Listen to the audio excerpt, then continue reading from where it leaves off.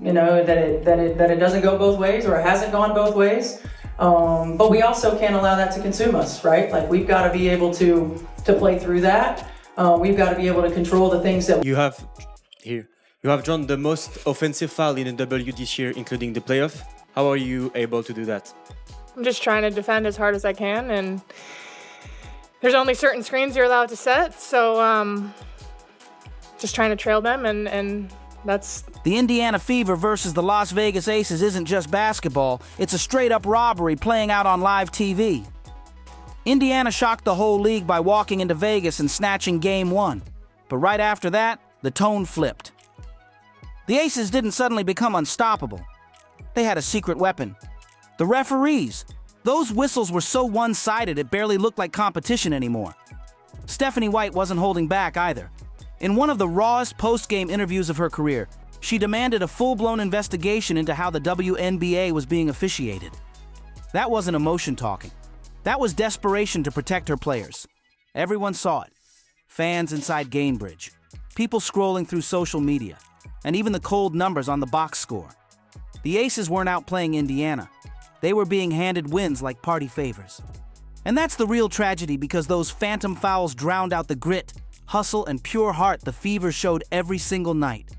From the jump, the favoritism was obvious. Game 1 was the blueprint. Las Vegas couldn't create rhythm, so the whistle became their offense. Trips to the line kept them alive, while Indiana's clean physical defense somehow turned into foul trouble. And here's the double standard. When the Aces threw elbows, play on. When the Fever so much as breathed near a shooter, foul. It wasn't subtle, it was screaming right in the face of anybody paying attention. By Game 2, the illusion was gone. Those whistles weren't just showing up, they were controlling the entire pace of the game. Indiana was pulled out of rhythm again and again, while Vegas got to coast off the line. This wasn't basketball anymore, and it was manipulation dressed up as competition. By Game 3, the bias wasn't just whistles. It was a brick wall Indiana couldn't climb. From last night, so A'ja Wilson pushes Howard in the back. Howard pushes her in the back. It's a foul on Howard. Look at this. Aliyah Boston gets totally fouled by Alyssa Smith. Like, it's obvious, but no call. And then A'ja Wilson gets the call for not half as much. And then Alyssa Smith gets the call for not even getting touched. Here's a replay just to prove.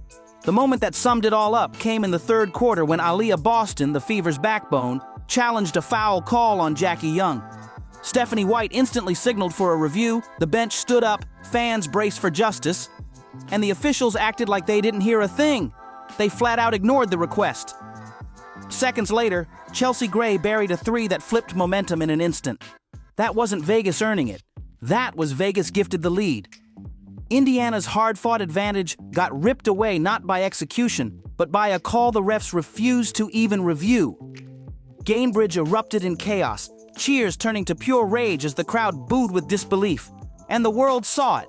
Within minutes, clips of the sequence spread online with fans and analysts calling it proof of rigging. Breakdowns showed more than just one blown review. They exposed a pattern. Aces flopping, throwing sneaky elbows, and landing cheap shots that somehow went totally unseen by the officials. At that point, it stopped looking like human error and started smelling like an agenda. Watch the tape. Wilson lowered her shoulders like a fullback, bulldozed straight through Boston, and play just went on. Fever defenders hit the floor and silence followed. But if Indiana so much as brushed a jersey, the whistle screamed like they'd committed a crime. This wasn't Vegas beating Indiana with pure skill. This was refs bailing them out until the scoreboard tilted their way. Here's where the Fever showed they're built different. Lesser squads would have crumbled, dropped their heads and folded. Indiana refused. They stood tall in the storm, proving they weren't backing down no matter how crooked the calls looked. Not Indiana, not this squad. And the face of that defiance was none other than Lexi Hull. Think about it. How often do you see a player who most people thought wouldn't even touch the court nearly flip the script of a whole playoff game? Mismatch on Lloyd. Help comes. Kick out. Hull will fire. And hit from three. Last two positions inside from Indiana. Smith tied up by Hull. And a jump. That's exactly what Hull did, dragging herself back into battle after a painful back injury in Game 1. She was listed as questionable every night. Her warm-ups looked stiff, her movement uncertain, and it seemed like she'd be lucky to give a few placeholder minutes. But Hull didn't just show up. She turned the game into her own stage, a showcase of toughness and willpower fans will never forget. 16 points, 10 boards, 4 assists, 2 blocks, and a steal. She did it all while shooting 6 of 10 from the floor, burying 3 monster triples that hit like lightning bolts. Every time Vegas tried to pull away, Hull's shots felt like oxygen pumping life right back into Indiana. And those weren't just points on paper. Those threes tied her with a Fever playoff record across 2 games, 8 total bombs from deep, all while fighting through visible pain. But here's the kicker. It wasn't just about the numbers. What made Hull's performance legendary was the way she earned them. Every possession turned into a brawl. Loose balls became full-on collisions. Rebounds looked like wrestling matches, and Hull never flinched. Cameras caught her wincing in pain more than once, but she kept throwing herself at bigger, healthier players, boxing out like her career depended on it. She hit the floor diving for loose balls, sacrificed her body on rebounds, and then turned around to splash threes on the other end like nothing happened. Every play wasn't just worth points. It was an adrenaline shot straight into the Fever's heart. Every time the officials tried to drain their fight, Hull pumped it right back in. And that's why fans rallied behind Lexi Hull with everything they had. Gainbridge wasn't blind. They knew they were watching a warrior drag her body through pain just to keep her squad alive. Every rebound she snatched, every three she splashed brought the arena roaring back, even when the whistles tried to choke the energy out of the building. But here's the sting. Find any flow, and when that was the case, what are you trying to do to jumpstart things, maybe on the defense? Well, it's hard for us to find flow when there's a foul call every 10 seconds. I mean, it just really is. And when they're at the free throw line, we can't get up and down the floor. And that's a challenge. They were much more aggressive and physical defensively. We didn't counter that with our off-ball actions or with our back cuts. So they took us out of our comfort zone. I mean, offense is about rhythm, it's about timing, it's about spacing. We allowed them to do that. On the very night Hull delivered the grittiest playoff performance of her career, the headlines weren't about her. They weren't about 16 gutsy points or 10 fearless boards. No, the talk was stolen by refs twisting the game into controversy. The spotlight that should have been shining on Hull's courage got hijacked. And in a way, that's the perfect metaphor for Indiana. Underestimated, shoved aside, but still standing tall no matter what. Put it in perspective. On one side, Hull was throwing herself into collisions, dragging her body through pain, giving her teammates everything. On the other side, A'ja Wilson, the so-called MVP, looking lost when the game really mattered, propped up by whistles Indiana never got.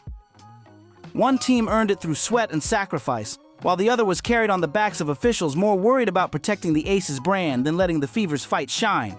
And let's keep it real. Wilson, the league's most decorated player, went nearly 3 quarters without even making a basket. In Game 3, she opened with a smooth 3 that looked like it might set the tone. But it turned out to be her lone highlight for the entire first half. By the break, she was 1 for 11, a shooting line that would make even a rookie on a 10-day deal hang their head. She eventually limped to 6 makes on 20 shots, finishing with just 13 points on 20 attempts. Dreadful numbers, not just below her MVP standard, but unacceptable for any WNBA starter. Instead of dominating inside, bullying defenders, and setting the tone like everyone hypes her up for, Wilson drifted outward, chucking contested fadeaways and desperate mid-range prayers. You could see it. Aliyah Boston's relentless defense rattled her to the core. Even while Wilson bricked her way through 3 quarters, the Aces still walked out with the win. Not because of her, but because everything else tilted their way. Back to Hull, wide open 3 is good. The floor that she wants, doesn't it? It does. Mitchell, connect. Here's Mitchell. Mitchell, one more. You bet. Jackie Young lit it up with a cold-blooded 25, drilling daggers every time Indiana tried to rally. Chelsea Gray chipped in a smooth 15, bailing the offense out whenever it froze up. Even Alicia Clark and Kaya Stokes found ways to swing momentum with hustle plays that magically landed right when Vegas needed them. So while Wilson kept clanking shot after shot, it was her teammates and the ever-steady whistle that stitched together just enough of a cushion to tilt the scoreboard their direction. And here's what burns even more. The media spin. Wilson's box score screamed inefficiency, yet outlets dressed it up with glowing platitudes. She impacted the game in other ways, they said, pointing at a rebound here, a block there, a couple of assists. Others pivoted to praising Ace's depth, sweeping her struggles under the rug. But what got completely buried? The real reason Wilson looked so helpless in the first place, Aliyah Boston. Possession after possession, Boston walled off the paint, shut down space, and forced Wilson into bad, low-percentage looks. When a so-called MVP goes 6 for 20, shooting just 30%, that's not a rough night. That's elite defense shutting her down. That's a star being neutralized, plain and simple. But instead of giving Boston her flowers, the narrative bent backward to shield Wilson's reputation. Watch closely. Elbows thrown under the rim, undercuts during box outs, arms swinging into Indiana players, and almost none of it punished. Yet somehow she's still framed as the victim. Becky Hammon even had the audacity to complain post-game that Wilson only got 1 free throw in 38 minutes. Imagine that. While the Fever were being whistled for breathing, the MVP still wasn't satisfied. The irony is wild.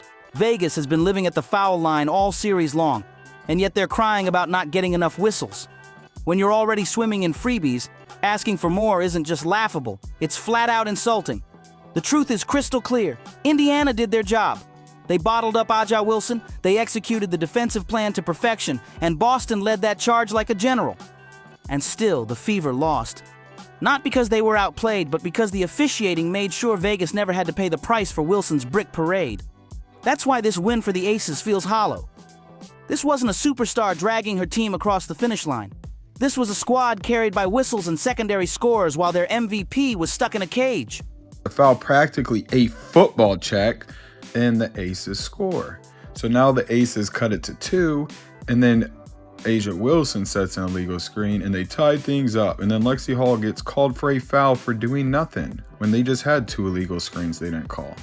All right, so this is fair. Same thing happens on the other side, but they don't call a foul for Kelsey Mitchell. So Aliyah Boston gets called for this foul for getting her arm grabbed, but Stephanie White can't challenge. They won't let her. That's the second time this game they didn't let her have her challenge.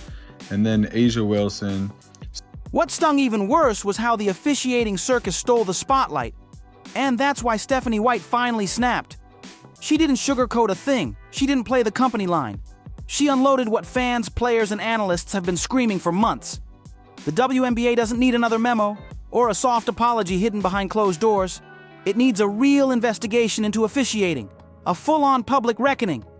Her frustration was written all over her face. White has seen tough battles as a player and eaten hard losses as a coach, but this was different. This wasn't basketball anymore. This was sabotage. Her team was out there bleeding for respect.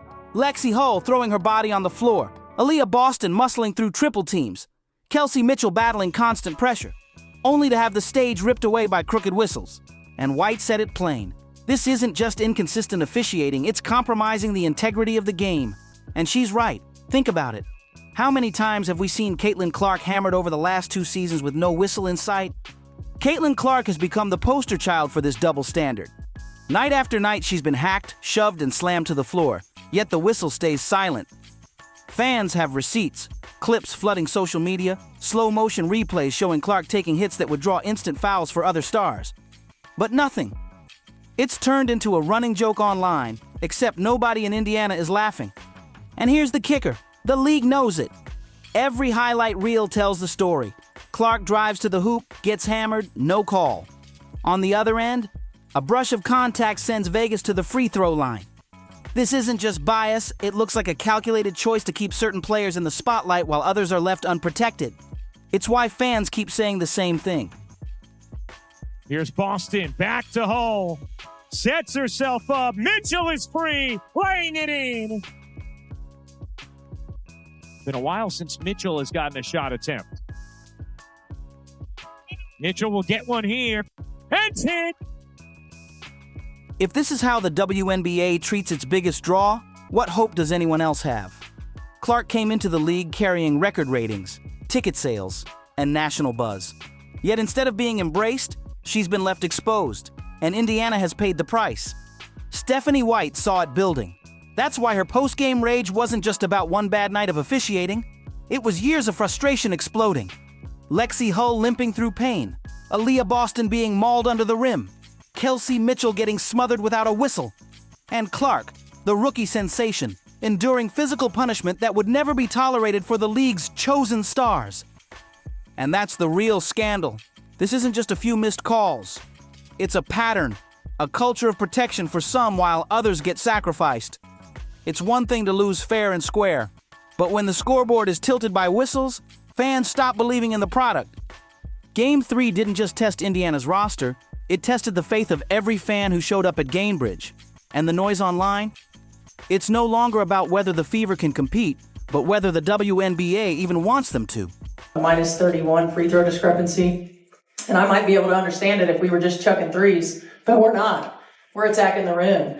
And the disrespect right now for our team has been pretty unbelievable. So it's disappointing. Only to watch the exact same contact rewarded on the other end. How many times has Aliyah Boston fought tooth and nail for position, only to get slapped with phantom fouls? How often do players like Hull or Mitchell get punished for hustling, while opponents flop their way into free points? This series has turned into the ugly climax of a problem fans have been screaming about all season. Stephanie White demanding accountability is bigger than Indiana. It's about protecting the future of the WNBA itself. Because here's the truth. Without Caitlin Clark, without the Fever, without this explosion of new fans filling arenas and smashing TV ratings, the league doesn't even have this spotlight. And yet, instead of guarding that growth, Commissioner Kathy Engelbert sits silent while refs tilt games and hand the champs lifelines they didn't earn. Fans know it. Social media knows it. Analysts know it. The only ones pretending otherwise are sitting in league offices hoping the noise fades away. But thanks to White, it won't. Side at the floor, just to clear out, letting Jackie Young go to work. Jackie Young with 17 points.